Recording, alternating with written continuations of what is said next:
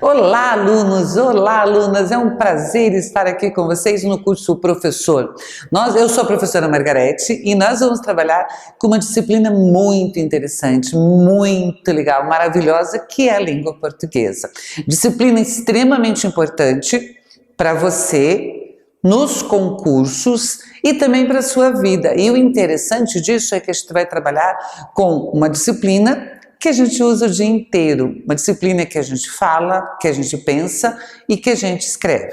Porém, você está aqui com um objetivo. Esse objetivo é encarar uma prova de concurso e sair-se da melhor forma possível. E eu estou aqui para ajudá-lo, essa é a minha intenção.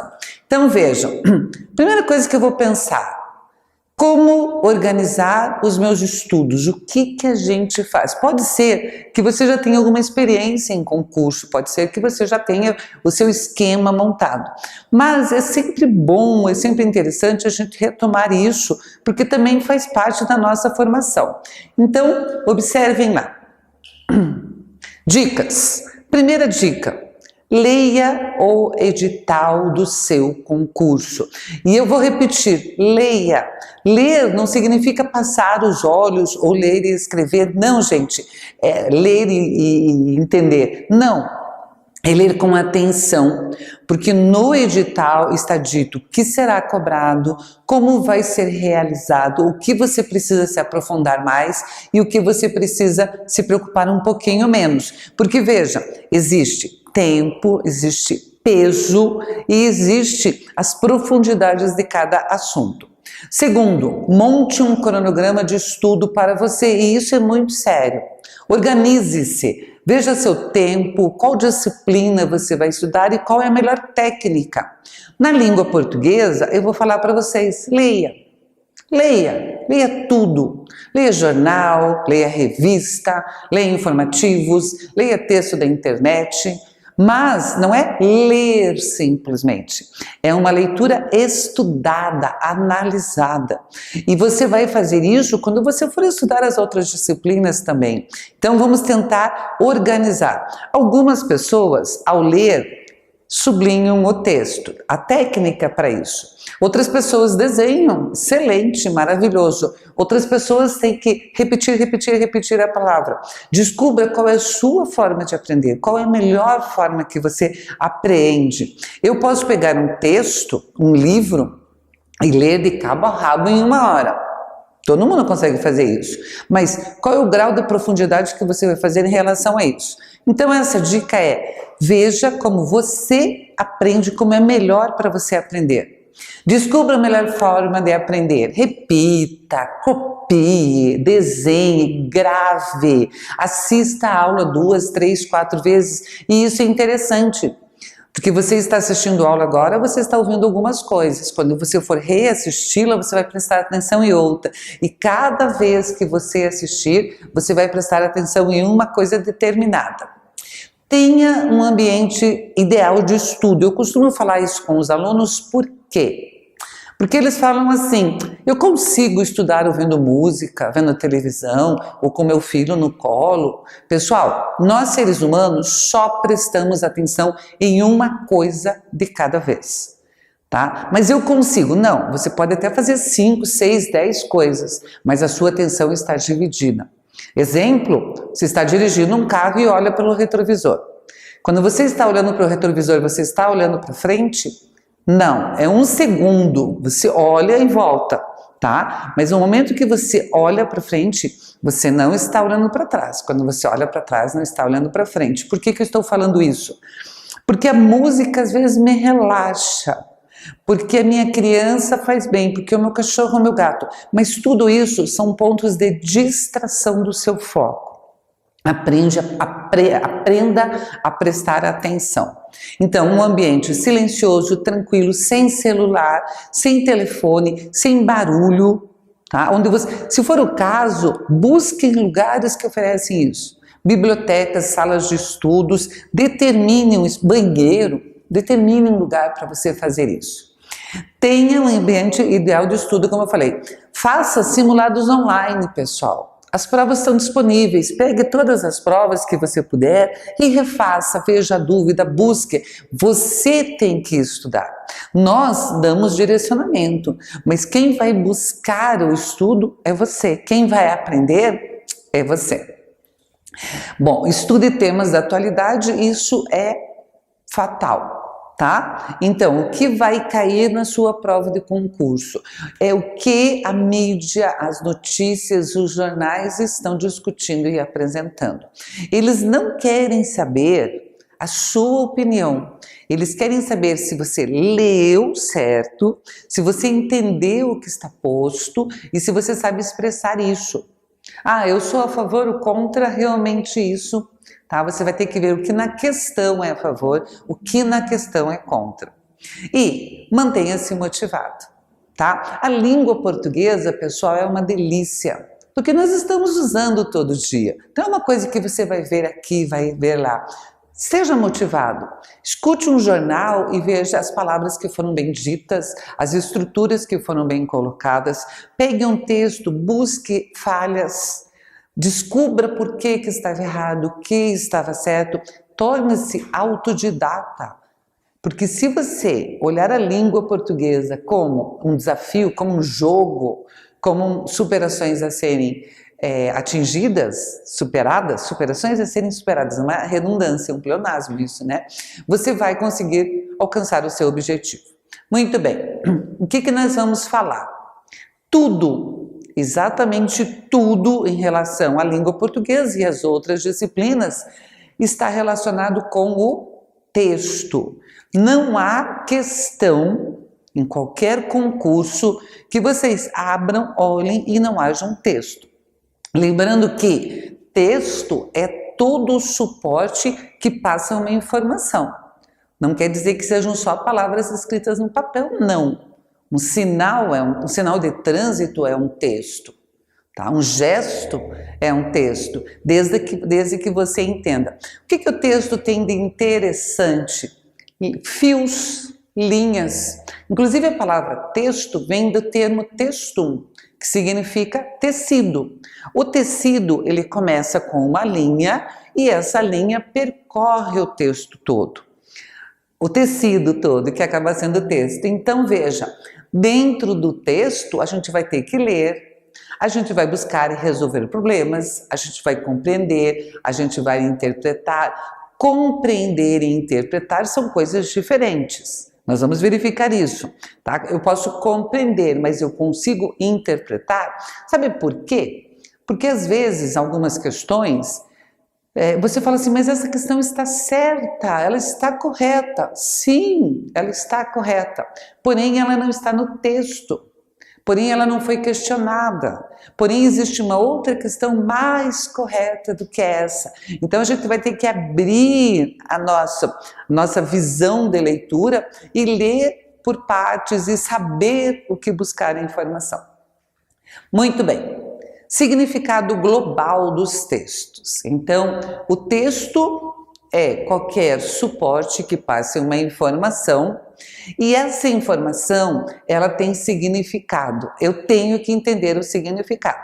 Não adianta, por exemplo, eu sair na rua, olhar um sinal de trânsito vermelho e não entender o que o vermelho quer me dizer. Pare, siga. Né? Espere, preste atenção, não entre. Inclusive a luz vermelha em alguns lugares é não entre, em alguns lugares é venha, em alguns lugares é pare. Tá? Então, qual é o contexto? Qual é o significado global dessa mensagem transmitida por o texto? Bom, o texto. Nos concursos, os textos apresentam questões interpretativas. Isso quer dizer que tem a finalidade de fazer você identificar e tornar-se um leitor autônomo. Você vai identificar a informação, você vai buscar a informação e vai entender o que ela quer dizer. Há vários níveis de leitura. Aquela leitura superficial que você passa o olho não serve para concurso. Porém, você tem que fazer um exercício de leitura porque existe um tempo determinado para você fazer cada questão. Você não vai poder ficar filosofando em cima de um texto. Isso exige técnica, formas de leitura. Portanto, o candidato, você, deve compreender os níveis estruturais da língua por meio da lógica, além de necessitar de um bom léxico. Léxico é o vocabulário, tá? O léxico é um conjunto ilimitado, aberto de termos utilizados dentro da língua. A gente tem que dominar esses textos. Porém, algumas vezes, olha que interessante que é, não é necessário ler o texto todo em um concurso. Às vezes, pode ter uma ou duas palavras que você não entenda, mas você compreende o contexto do texto. Por isso que a gente tem que fazer muito exercício para perceber o que é necessário e o que não é necessário. É fundamental aprender as informações apresentadas por trás do texto, as inferências. Porque veja, o concurso é como se fosse uma peneira. O que ele está fazendo? Ele está peneirando quem consegue perceber o que o texto quer dizer, quais a intenção do autor, o que tem por trás do texto, qual a relação das ideias que há naquele texto. Se você fizer uma leitura superficial e não perceber isso, não adianta. E principalmente as inferências, as relações que o texto nos remete, tá? Mas professora, peraí, você falou que tem que ler o texto profundamente, mas você falou que não precisa ler o texto profundamente? É o seguinte, normalmente no concurso nós temos um texto que se refere a 2, 3, 4, 5 perguntas. Tá? Então, eu olho o texto, eu vou na pergunta, leio a pergunta e vejo se há necessidade de eu buscar, quer dizer, haverá, né? Mas aonde que eu vou ter que buscar a informação no texto?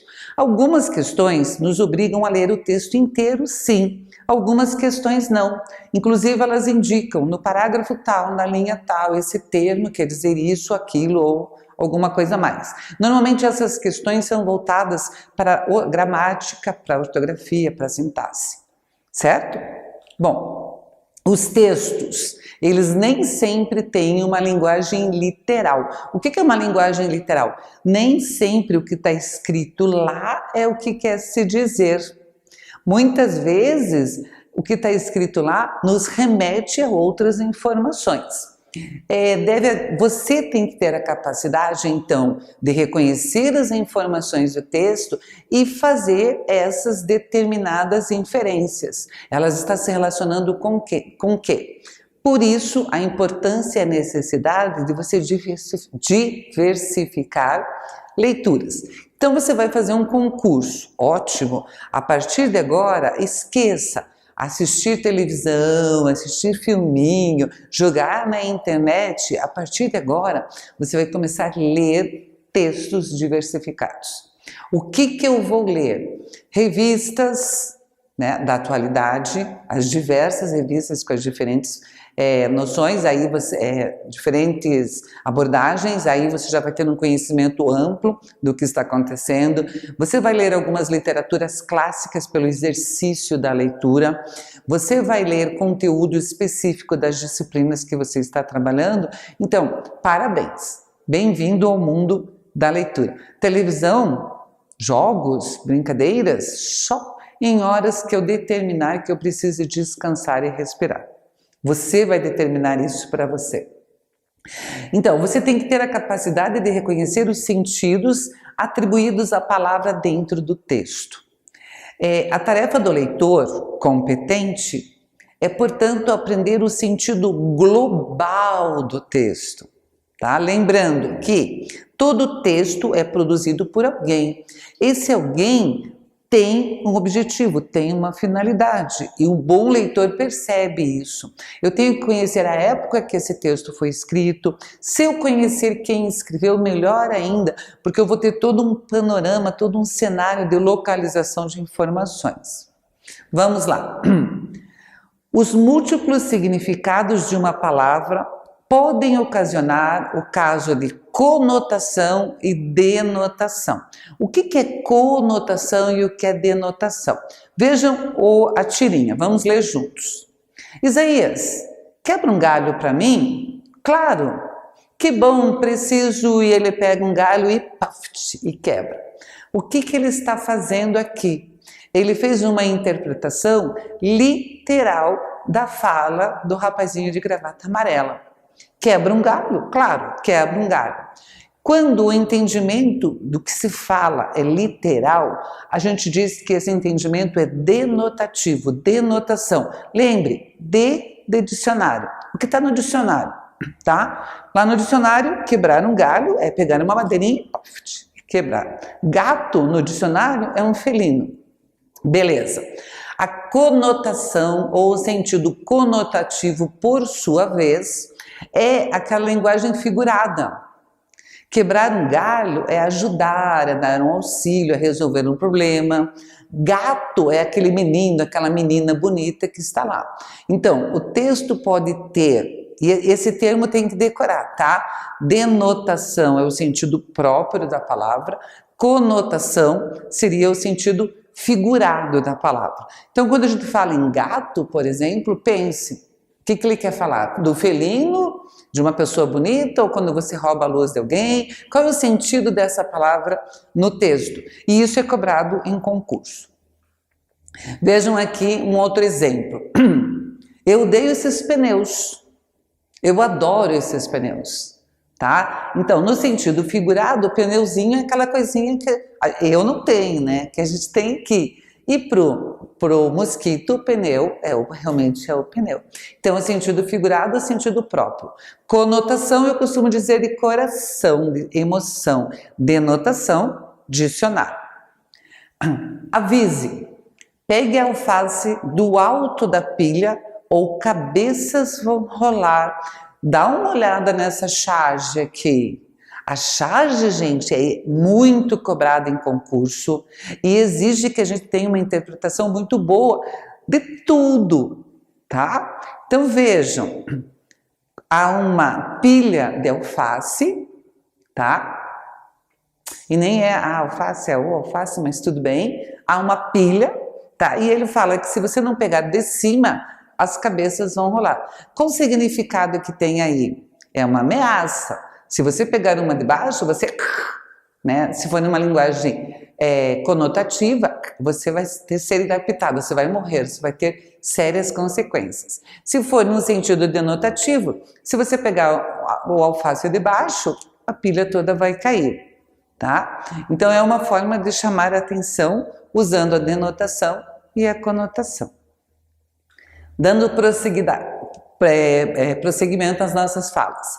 A relação entre textos. Então veja, eu costumo dizer assim, existe um ônibus que é interbairros. O que ele faz? Esse ônibus passa por vários bairros.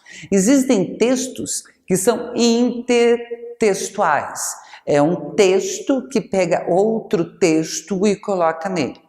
Em concursos isso também é muito comum e vai exigir de você conhecer o quê? Pelo menos os dois textos. O texto que está sendo dito, está sendo usado, e o texto que está dentro desse texto. Uma citação. Você pega um texto, alguém está falando sobre alguma coisa e cita uma pessoa. Isso é intertextualidade. Tá? A gente vai estudar, a gente vai conversar mais sobre isso. Seria a relação entre textos. Vejam lá. O que é intratextualidade? É quando o autor cita outros textos que ele próprio escreveu. Então, eu escrevi um livro, daí vou escrever um artigo, nesse artigo eu vou citar o meu próprio texto. Intra, dentro. Sabe o que é legal na língua portuguesa? E é um exercício que eu quero que vocês façam. Leia a palavra intra, dentro, intratexto, texto que está dentro do texto. Comece a ler as coisas que estão escritas. Interbairros, intertextualidade, tá? Faça essas relações. Ó, o que é intertextualidade? Como eu falei para vocês, é a relação que é estabelecida entre dois textos ou mais textos. Então, vários textos citam outros textos. E se eu perceber isso, eu vou entender o quê? Eu vou entender que esse texto não foi escrito por uma pessoa, tá? Ele foi escrito por duas pessoas, porque uma pessoa escreveu e a outra escreveu também. O que eu entendo disso também? Eu entendo que as ideias postas ali estão completas, que as ideias que estão postas ali, elas estão além da cabeça de uma pessoa, estão na cabeça de outras pessoas também. Então veja, um monte de informações que vão se somando e com isso vão fazendo que eu perceba a subjetividade que tem no texto. Vejam, voltar aqui. Um exemplo que eu trouxe de intertextualidade para vocês é um exemplo clássico. Quem não conhece a Mona Lisa? Gente, quadro é um texto, tá? Porque ele está dizendo alguma coisa para nós. E quem já não viu o quadro da Mona Lisa sendo representado de formas diferentes? A Mônica, careca, loira, cabelo crespo. Isso é intertextualidade. Por quê? Pegou-se um texto base e fez-se uma releitura daquele texto. Isso é intertextualidade. Aqui eu tenho duas informações. Eu tenho a Mona Lisa, Michelangelo, e eu tenho a Mônica, Maurício de Souza. Vejam, são duas pessoas que estão escrevendo e possivelmente a pessoa que elaborou essa composição também está presente aí. O que ela quis me dizer com isso? Né? Veja, ela pegou uma personagem nacional, criada por uma pessoa nacional, colocou num fundo mundial, porque eu posso dizer que a Mona Lisa já é uma obra mundial, porque é uma obra que a maioria das pessoas conhece. Veja que eu tenho um outro caso bastante comum que é bem cobrado em concurso, que é a poesia do Carlos Drummond de Andrade, No Meio do Caminho Tinha uma Pedra. E eu fiz um recorte também de um quadrinho relacionado a ele. Esse tipo de intertextualidade em concurso é muito comum. Às vezes, eles colocam elementos só como a tira. Às vezes, eles colocam o texto original e fazem a relação. Então, veja aqui.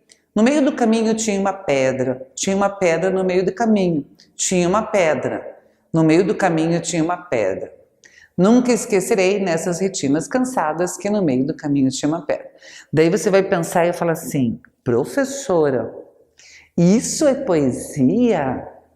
Que coisa mais boba! Tinha uma pedra no meio do caminho?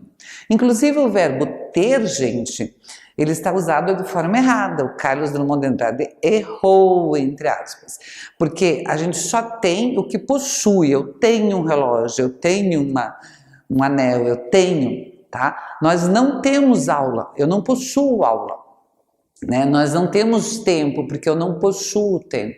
Não há tempo, há aula, não há aula. O certo é o verbo haver, tá? Mas por que será que o Carlos Drummond de Andrade fez errado? Porque ele quis dizer que essa pedra a gente possui. Porque ele quis fazer que a poesia ficasse mais próxima da gente, porque a gente não fala, uma pedra no meio do caminho. Ele quis se aproximar. Tá, agora, uma pedra no meio do caminho e fica repetindo isso? Veja, o que é caminho, gente? Caminho, vida, percurso, escolha, quero fazer um concurso, eu quero seguir aquela profissão, eu quero ganhar muito dinheiro sendo funcionário público, eu não sei qual é o sonho de vocês, mas esse sonho é um caminho. E o Carlos Drummond de Andrade, com as retinas cansadas, com a experiência da vida que ele tem, assim como eu, está dizendo o que pra gente? Que há pedras, pedras são problemas. Então ele está avisando, não existe caminho no qual nós não tenhamos algum tipo de problema. E eu digo mais, quanto maior for essa pedra, melhor vai ser quando a gente chegar lá no final. E daí nós temos aqui uma releitura, uma interdisciplinaridade que fala, o passarinho ele fala assim, uma pedra no meio do caminho, e agora? Se eu tivesse talento, faria um poema, mas eu sou apenas um passarinho prático. O que ele faz com a pedra? Ele pula, tá? O que a gente pode entender disso? Que se fosse um poeta, veria na pedra uma poesia, algo romântico, algo, não é bem romântico, né? Mas seria assim, algo voltado aos sentimentos humanos. Mas ele, como é pássaro, ele pula, ele resolve o problema, ele é prático, tá? Mas vejam, o que a gente pode entender disso? A pedra continua lá.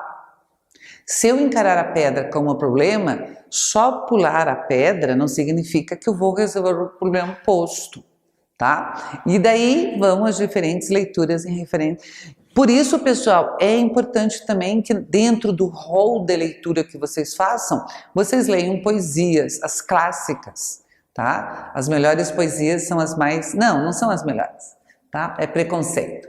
Bom, diferentes vozes dentro de um texto. O que são isso?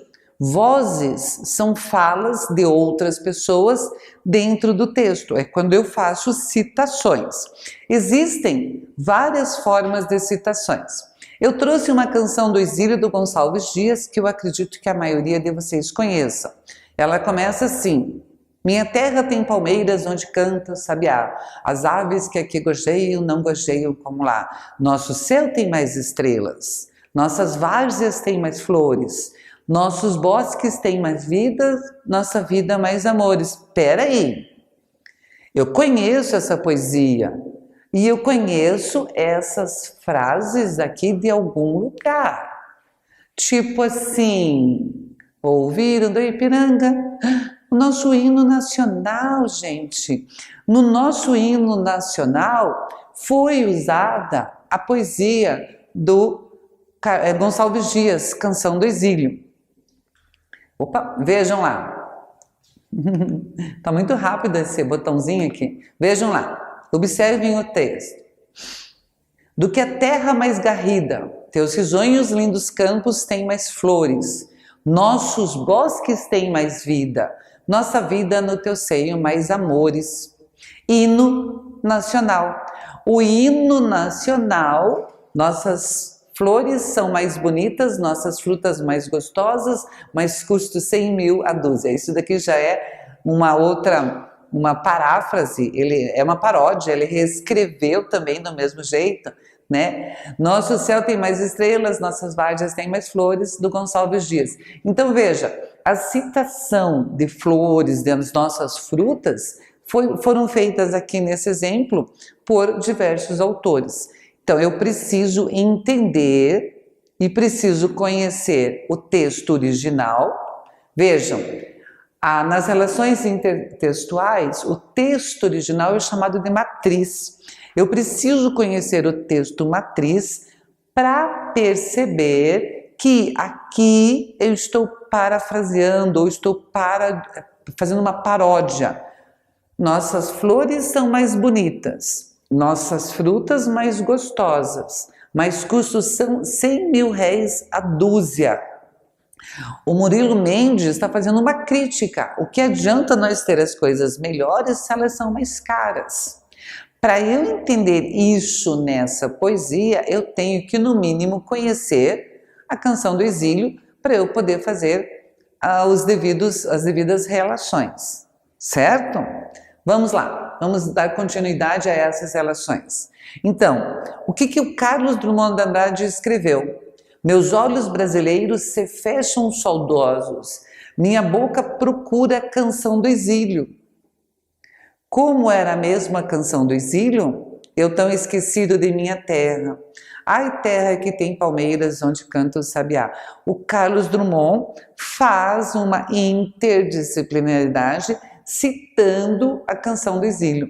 E nós chamamos isso de paráfrase.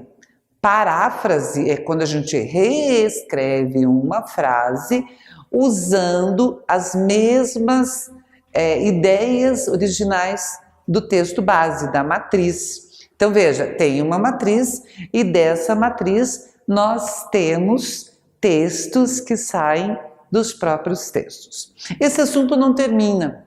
ela vai continuar. Então, relaxe, tome um café, respire, né? E vamos voltar daqui a pouco para dar continuidade a essas reflexões.